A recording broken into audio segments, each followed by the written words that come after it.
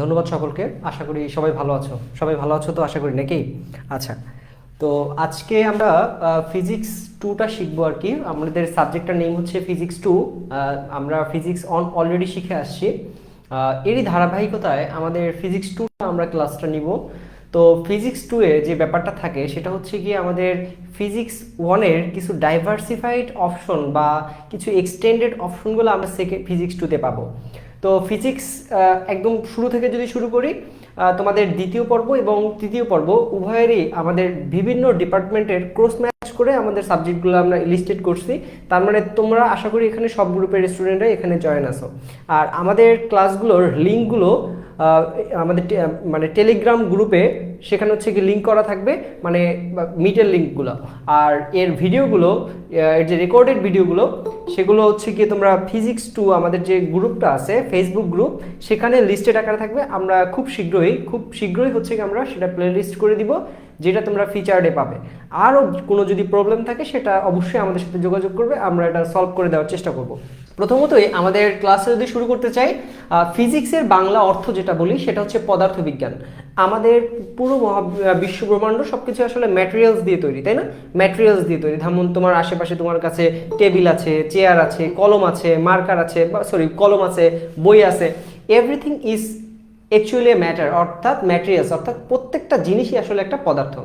পদার্থের আমি এত কিছু ইনডেপথ কথা বলতে চাই না, কারণ এগুলো তোমরা আগে শিখে আসছো যে পদার্থ বলতে আসলে যার ভর আছে, জায়গা দখল করে, ইত্যাদি ইত্যাদি অনেক বিষয় তোমরা এগুলো ছোটবেলা থেকে শিখে আসছো। তো আমি ওইগুলো বিষয়ে যাচ্ছি না, আমি ইনডেপথ কথাবার্তা বলবো আর কি, খুবই শর্টকাটে। ফিজিক্স এর বাংলা অর্থ পদার্থবিজ্ঞান। পদার্থবিজ্ঞান বলতে আমি পার্সোনালি যেটাকে বুঝি আর কি, আমি সহজভাবে বুঝি। এর বিস্তারিত বই সংজ্ঞা বইতে দেওয়া আছে, বইয়ের সঙ্গে এখানে দিয়ে লাভ নেই। আমি সুন্দর মতো আমার নিজের মতো করে আমি বলতে বোঝাচ্ছি যে প্রকৃতিতে কিভাবে ও কেন ঘটনা ঘটে তার বৈজ্ঞানিক ব্যাখ্যা হচ্ছে পদার্থবিজ্ঞান। মানে লেটসে তুমি কি মনে করতে পারো, সূর্য কেন পৃথিবীর চারপাশে ঘোরে? তোমার কাছে একটা কোয়েরি বা কোশ্চেন। এই কোশ্চেনটা কেন, মানে ঘটনাটা কেন হচ্ছে, এইটাকে যদি আমি বৈজ্ঞানিকভাবে ব্যাখ্যা দিতে চাই, সেইটাই মূলত পদার্থবিজ্ঞান। আর যদি পদার্থবিজ্ঞানের যদি বইয়ের ভাষায় তুমি বলতে চাও, পদার্থবিজ্ঞান হচ্ছে এমন একটা পুস্তক যে পুস্তক পাঠ করিলে তুমি ভৌত বিজ্ঞান, বলবিদ্যা, কোয়ান্টাম বলবিদ্যা, তারপর হচ্ছে কি তোমার তাপবিদ্যা, আলোকবিদ্যা ইত্যাদি এই বিষয়গুলো শিখতে পাবে। তো বইয়ের ভাষায় বাদ দিয়ে আমরা একটু ন্যাচারালি সহজভাবে বোঝার চেষ্টা করি। তো তাহলে কি হলো, প্রকৃতিতে কিভাবে বা কেন ঘটনা ঘটে তার বৈজ্ঞানিক ব্যাখ্যা দেওয়াটা কি আমরা মূলত কি শিখবো, আসলে পদার্থবিজ্ঞান হিসেবে আমরা কাউন্ট করব। তো এক্সাম্পল যদি বলি, যেমন ধরো যে আমরা একটা লেটসে আমার কাছে একটা বস্তু আছে এখানে, আমি এই বস্তুটাকে যদি আমরা বল প্রয়োগ করি, তাহলে বস্তুটা কি মুভমেন্ট হচ্ছে না, ডান দিকে যাচ্ছে। অর্থাৎ বল প্রয়োগ করলে বস্তু যে ডান দিকে সরে যায়, এটা কেন, এটা ঘটনা কেন ঘটতেছে, এই রিজনটাই দেবে কে, এই রিজনটার অ্যান্সারটা কে দিবে? পদার্থবিজ্ঞান দিবে। দ্যাটস ওয়াই এটাই পদার্থবিজ্ঞান। বিদ্যুৎ কিভাবে কাজ করে, ইলেকট্রিসিটি, হাউ ইলেকট্রিসিটি ওয়ার্কস, কিভাবে ইলেকট্রিসিটি কাজ করে, কে উত্তর দিবে? পদার্থবিজ্ঞান। তো পদার্থবিজ্ঞানের সংজ্ঞা বা পদার্থবিজ্ঞান বলতে আসলে কি বোঝায় সেটা আশা করি আমরা বুঝতে পারছি। আজকে আমরা ফার্স্ট ক্লাস করছি, ইন্ট্রোডাক্টরি ক্লাস। নেক্সট ক্লাস থেকে আমরা ইনডেপথ একদম চ্যাপ্টার ওয়াইজ আলোচনা করব নেক্সট ক্লাস থেকে। দেন আমরা যদি কথা বলি যে এর শ্রেণী বিভাগ কি, আসলে মানে পদার্থবিজ্ঞানের অনেকগুলো একে ক্লাসিফাই করা হয়েছে, অনেকটা ভাগে বিভক্ত করা হয়েছে। তো প্রথমতই যেটা থাকে সেটা হচ্ছে আমাদের ধ্রুপদী পদার্থবিজ্ঞান বা ধ্রুপদী পদার্থবিজ্ঞানের এই ইংরেজি নাম হচ্ছে গিয়ে ক্লাসিক্যাল ফিজিক্স, যেটাকে বলি আমরা ক্লাসিক্যাল ফিজিক্স। তো আমাদের মেইনত আমাদের পদার্থবিজ্ঞান দুই ভাগে ভাগ করা যায়। একটা হচ্ছে কি এই যে ক্লাসিক্যাল ফিজিক্স বা ধ্রুপদী পদার্থবিজ্ঞান, ক্লাসিক্যাল ফিজিক্স। এরপরে এই ক্লাসিক্যাল ফিজিক্সের পাশাপাশি আছে আধুনিক পদার্থবিজ্ঞান, যেটাকে আমরা বলি মডার্ন সায়েন্স বা মডার্ন ফিজিক্স। ওকে, দুইটা পার্ট থাকে মেইনত পদার্থবিজ্ঞান, দুইটা পার্ট, এটাকে বলি আমরা মডার্ন ফিজিক্স।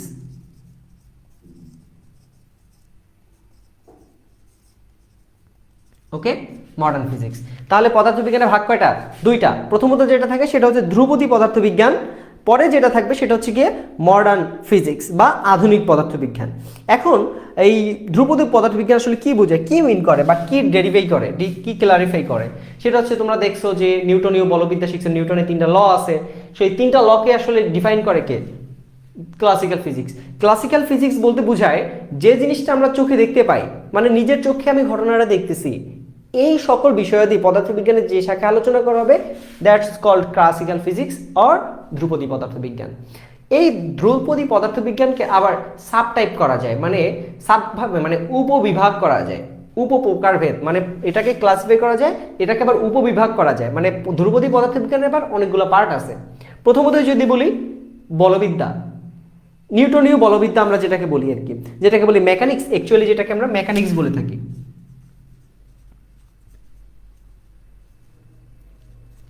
মেকানিক্স। দেন আছে আমাদের কাছে তাপবিদ্যা, তাপবিদ্যা বা এটাকে বলি আমরা থার্মোডাইনামিক্স।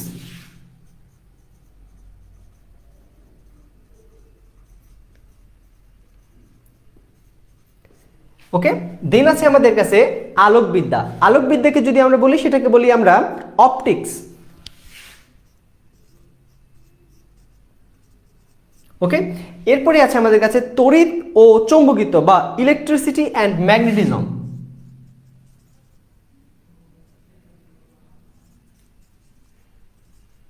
Electricity and magnetism.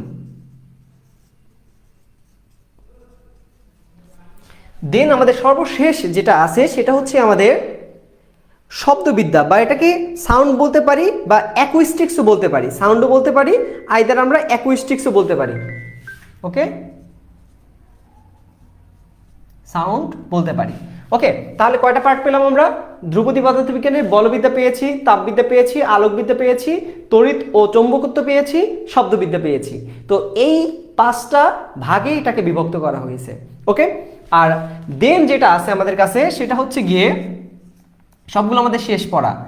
দেন হচ্ছে আমাদের কাছে আছে আধুনিক পদার্থবিজ্ঞান, যেটাকে আমরা বলি মডার্ন ফিজিক্স। মডার্ন ফিজিক্সকে আবার অনেকগুলো সাব টাইপে বিভক্ত করা যায়। ফার্স্ট অফ অল যেটা আছে কোয়ান্টাম বলবিদ্যা। এখন প্রথমতই বলি আধুনিক পদার্থবিজ্ঞান কি এবং ধ্রুপদী পদার্থবিজ্ঞান কি। ধ্রুপদী পদার্থবিজ্ঞান তো বুঝছো, যেটা আমরা স্বাভাবিকভাবে চোখে দেখতে পারি সেটাকে আমরা কি বলি?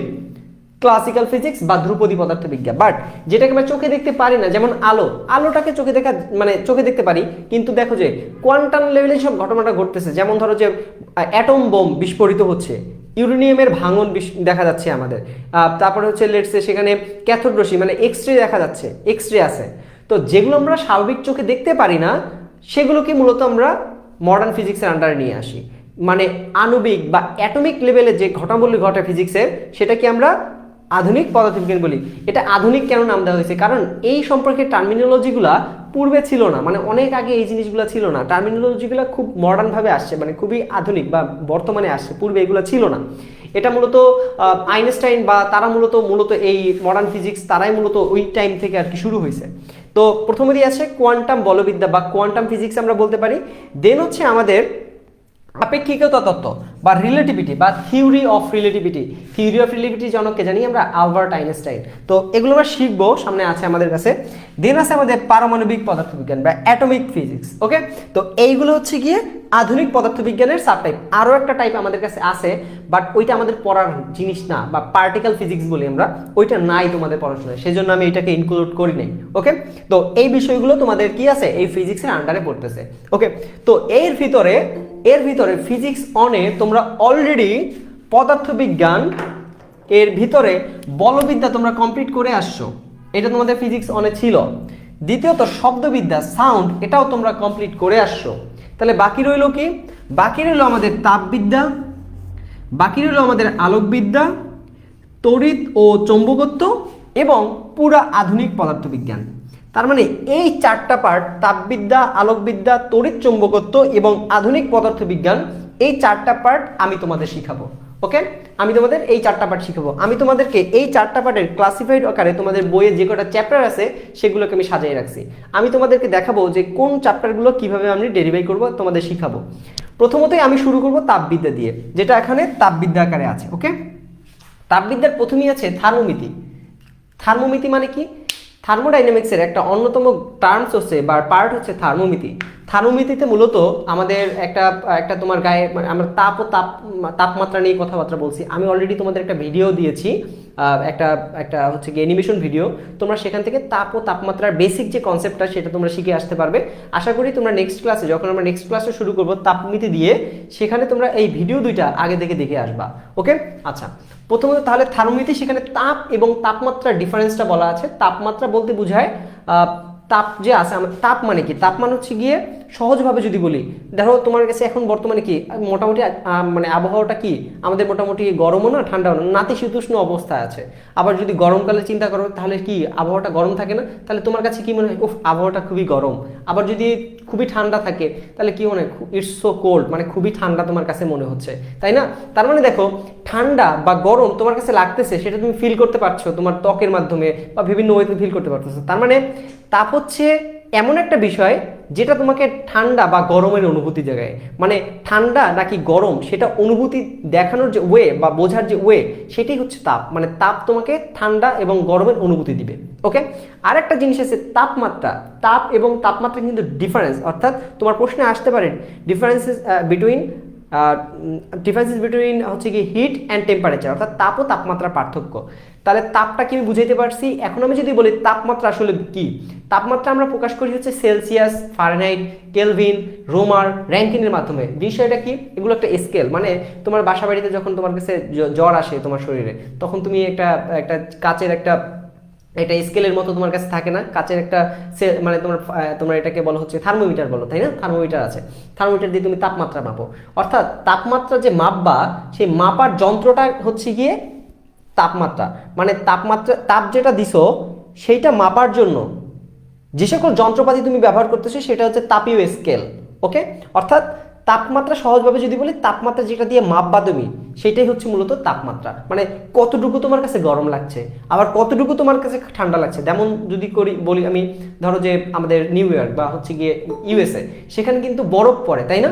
-ডিগ্রি সেলসিয়াস তাপমাত্রা, মানে তোমার কাছে গরমটা কত বেশি গরম, আবার তোমার কাছে ঠান্ডাটা কত বেশি ঠান্ডা, মানে এই রেঞ্জটা তোমাকে ফিক্সড করে দেয় তাপমাত্রা। অর্থাৎ তাপ ও তাপমাত্রার ডিফারেন্সটা মূলত আমরা থার্মোমিটারে শিখবো। ওকে, আচ্ছা, দেন আছে আমাদের কাছে পদার্থের উপর তাপের প্রভাব। মানে একটা পদার্থের উপরে যদি তুমি তাপ বাড়াও, লেটসে তোমার কাছে আয়রন আছে বা হচ্ছে গিয়ে লোহা আছে, এর উপরে যদি তুমি তাপ বাড়াও মানে তাপ দাও, তাহলে এর ঘটনাটা কি করবে? তাহলে দেখা যায় যে পদার্থের দৈর্ঘ্য বৃদ্ধি পায়। আরও অনেকগুলো ক্রাইটেরিয়া আছে, আরও অনেকগুলো ওয়ে আছে, আরও অনেকগুলো সিস্টেম তারা মেনটেন করে, সেগুলো আমরা এই চ্যাপ্টারের ভিতর শিখবো বা এই পার্টে শিখবো। দেন আছে তাপের প্রকৃতি ও যান্ত্রিক সমতা। তাপ সবসময় একটা কাজ করতে চায়, সেটা হচ্ছে গিয়ে যেখানে বেশি গরম।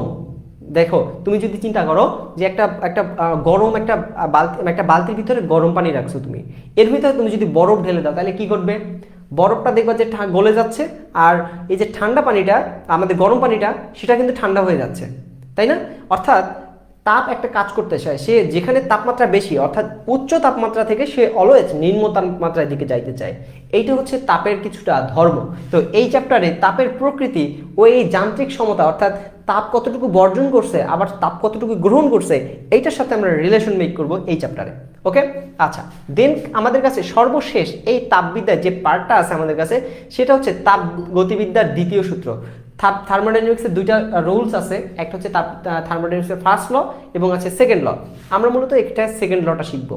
ওকে, তো এইটা ছিল মোটামুটি তাপবিদ্যার আলোচনা, যেটাকে আমরা থার্মোডাইনামিক্স হিসেবে চিনি। তো এইটা আশা করি আমরা প্রথমত শেষ করব। এই চ্যাপ্টারটা মোটামুটি শেষ করতে আমার মিনিমাম 6টা ক্লাস লাগবে। 6টা ক্লাসে পারবো কিনা জানি না, আমি আশা রাখতেছি আমি রুটিন অনুযায়ী 6টা ক্লাস আমি এখান থেকে নিব আর কি তোমাদের। ওকে, দেন যদি আমি তড়িৎ ও চৌম্বকত্বের কথা বলি, এই চ্যাপ্টার দুইটা অনেক বেশি গুরুত্বপূর্ণ, জানা অনেক বেশি গুরুত্বপূর্ণ, কিন্তু পরীক্ষার জন্য গুরুত্বপূর্ণ নয়। জাস্ট তোমাদের দুইটা প্রশ্ন এখান থেকে পড়তে হবে। দ্যাটস ওয়াই আমি এই দুইটা চ্যাপ্টার থেকে মাত্র একটি ক্লাস নিব। ওকে, আচ্ছা, দেন আমাদের কাছে আছে আলো। তাপ মানে আমরা যে আলোটা আমরা দেখি, সেইটা দেখা যায় যে আমাদের কাছে লেন্স, আমরা চোখে চশমা পরি, কিংবা হচ্ছে কি আলোর প্রতিসরণ ঘটে। মানে দেখবা যে তুমি যদি একটা জায়গায়, যদি একটা পুকুরের ভিতরে যদি রাত্রিবেলা লাইট ধরো, তাহলে দেখবা যে তোমার লাইটের আলোটা সোজা না গিয়ে কিছুটা বেঁকে যায়, তো এইরকম বিষয়গুলো আবার দেখো যে তুমি আয়নায় তোমার ছবি দেখো, অর্থাৎ একটা রিয়েল প্রতিবিম্ব তুমি দেখো, এটা হচ্ছে আলোর প্রতিফলন। মানে আলোটা যখন তুমি আয়নায় দেখো সেটাকে বলে প্রতিফলন, আর যখন আলোটা কোনো তল ভেদ করে যায়, যেমন তুমি আমি পুকুরের কথা বললাম, পানির ভিতরে তলে ভেদ করে যাবে এবং কিছুটা বেঁকে যাবে, এগুলোকে বলে প্রতিসরণ। অর্থাৎ আলোর প্রতিসরণ বলতে বোঝায়, প্রতিফলন বলতে বোঝায় রিফ্লেকশন অফ লাইট, আর আলোর প্রতিসরণ বলতে বোঝায় refraction of light. Reflection of light and refraction of light, দুইটা ডিফারেন্স এটা। দেন আছে আমাদের ভৌত আলোক বিজ্ঞান।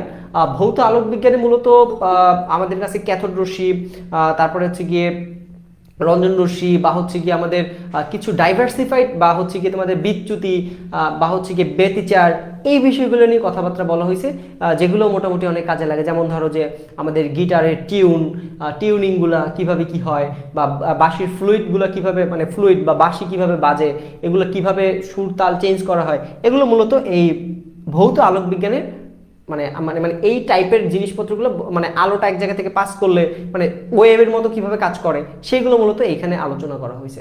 বা এটা হচ্ছে কি একটা স্লটের ভিতরে আলো ফেললে দুইটা যখন ইন্টারাপ্ট করে তখন ঘটনা কি হয়, এগুলো ইনডেপথ আমরা আলোচনা এখানে গিয়ে শিখবো। এখন আমি আলোচনা জাস্ট বলতেছি না। ফ্লুইডের যেমন ওয়েভের মতো পাঞ্চ করে বা ওয়ে পথ নির্বাচন করে, সে আলো ওই রকম পথ অনেক সময় নির্বাচন করতে পারে, ওয়েভের মতো আচরণ করে অনেক সময়। তো এই বিষয়গুলো আমরা টোটালি এখানে আলোচনা করবো। কিন্তু এই চ্যাপ্টারটা থেকে অনেক বেশি পরীক্ষায় প্রশ্ন আসে, আর অনেক বেশি ডাইভার্সিফাইড, অনেক বেশি জানারও বোঝারও অনেকগুলো বিষয় থাকে। দ্যাটস ওয়াই আমি এই 3টা চ্যাপ্টার শিখাইতে তোমাদের একটু বেশি টাইম নিব। এখানে আমি মোটামুটি 5টা ক্লাস নিব। ওকে, আচ্ছা। আর সর্বশেষ যে পার্টটা আমি তোমাদের শিখাবো সেটা হচ্ছে গিয়ে আধুনিক পদার্থবিজ্ঞান বা মডার্ন ফিজিক্স। মডার্ন ফিজিক্সে আমাদের অনেকগুলো আমাদের আছে আলোক তড়িৎক্রিয়া, যেটাকে আমরা বলি ইলেকট্রোম্যাগনেটিজম, মানে হ্যাঁ না ফটো ইলেকট্রিক ইফেক্ট, এটাকে বলি আমরা ফটো ইলেকট্রিক ইফেক্ট। আর হচ্ছে কি পরমাণুর গঠন বা মানে স্ট্রাকচার অফ অ্যাটম, এগুলো আমাদের কাছে আছে। নিউক্লিয় পদার্থবিজ্ঞান আছে, তারপর হচ্ছে আপেক্ষিক তত্ত্ব, যেটা বলে থিওরি অফ রিলেটিভিটি, যেটা জ্যোতির পদার্থবিজ্ঞান বা অ্যাস্ট্রোনমি, আধুনিক পদার্থবিজ্ঞান, মডার্ন ফিজিক্স। এই 5টা চ্যাপ্টারের অন্যতম অনেক মজার বিষয় কিন্তু এখানে আছে। আমি তোমাদেরকে যদি একটু জাস্ট মজার বোঝানোর জন্য কতটা ইন্টারেস্টিং এখানে আছে, ধরো যে আমি জাস্ট একটা কথা বলতেছি, এটা তোমাদের আধুনিক পদার্থবিজ্ঞান এই পার্টটায় আছে। আমি তোমাদের জাস্ট বলি যে পৃথিবীতে একজন লোক, ধরো একে টুইন প্যারাডক্স বলে, মানে পৃথিবীতে ধরো দুইজন যমজ ভাই আছে, তারা কি করছে, পৃথিবীতে একই সাথে জন্মগ্রহণ করছে। টুইন মানে কি, যমজ না, একই সাথে জন্মগ্রহণ করে, একই টাইমে জন্মগ্রহণ করে, মানে কিছুটা পার্থক্য থাকে বাট একই টাইমে নিয়ারলি।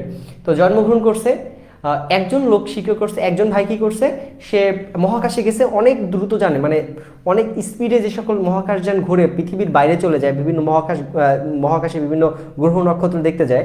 তো একজন লোক কি করছে, একজন ভাই কি করছে, মহাকাশে গেছে, আরেকজন ভাই পৃথিবীতে থেকে গেছে। এখন 5 বছর, লেটসে আমি বলতেছি 5 বছর ওই মহাকাশে যে গেছে সে 5 বছর মহাকাশে কাটাই আসছে। এখন পৃথিবীতে যখন আসছে তখন দেখা যায় মহাকাশে যে ব্যক্তিটা ঘুরছিল তার বয়স এই পৃথিবীতে থাকা ব্যক্তির তুলনায় কম। মানে একই সাথে জন্মগ্রহণ করছে, কিন্তু তোমার দেখলে মনে হবে যে আসলে পৃথিবীতে যে লোকটা ছিল তার থেকে সে ইয়াং, মানে মহাকাশে যে ঘুরছে সে ইয়াং, এটা তোমার মনে হবে। তো এই বিষয়গুলো নিয়ে অনেকগুলো মুভিও আছে, তোমরা ইন্টারস্টেলার দেখতে পারো, বা অনেক সুন্দর মুভি আছে এরকম সাইফাই টাইপের, তো এগুলো তোমরা দেখতে পারো। তো এগুলোতে কনসেপ্টগুলো মোটামুটি বোঝা যায়, মানে আসলে ঘটনাটা কি ঘটতে পারে এগুলা। বাট এটা একদম প্র্যাকটিক্যালি বা ইমপ্লিমেন্টেশন নাই, মানে সব থট প্রসেস আর কি, হ্যাঁ, থট থিঙ্কিং। সামনে আমরা যখন ফিজিক্সের আরও ডাইভার্সিফাইড অপশন হবে বা ফিজিক্সটাকে আমরা আরও ডেভেলপ করতে পারবো, তখন হয়তো এই সব জিনিসপত্র আমরা দেখতে পারবো, যে হচ্ছে গিয়ে একটা দেয়াল থেকে আমরা হচ্ছে গিয়ে আর একটা দেয়ালের ভিতর দিয়ে মানুষ চলাচল করতে পারতেছে, এটা তোমরা হ্যারি পটারে দেখছো। বা এইরকম বিষয়গুলো নিয়ে কিন্তু তখন আমরা আলোচনা করতে পারবো, মানে আধুনিক আরও যত আমরা অ্যাডভান্স হব, তাই না? তো এখন বর্তমানে মানে এগুলার অস্তিত্ব নাই বলতে গেলে, এগুলা একটা থট প্রসেস বা থিঙ্কিং করা হচ্ছে, যা বা মানে জাস্ট একটা থট প্রসেস টাইপের। বাট এটা অদূর ভবিষ্যতে এটা হয়তো বা সম্ভব পাওয়ার হবে আর কি। তো এই ছিল তোমাদের মোটামুটি আলোচনা। আর এই চ্যাপ্টারটা আমার শেষ করতে এটা মোটামুটি আমার ভালো পরিমাণে ক্লাস লাগবে আর কি। এটা আমার মিনিমাম আমার প্রায় 60টা ক্লাস লাগবে,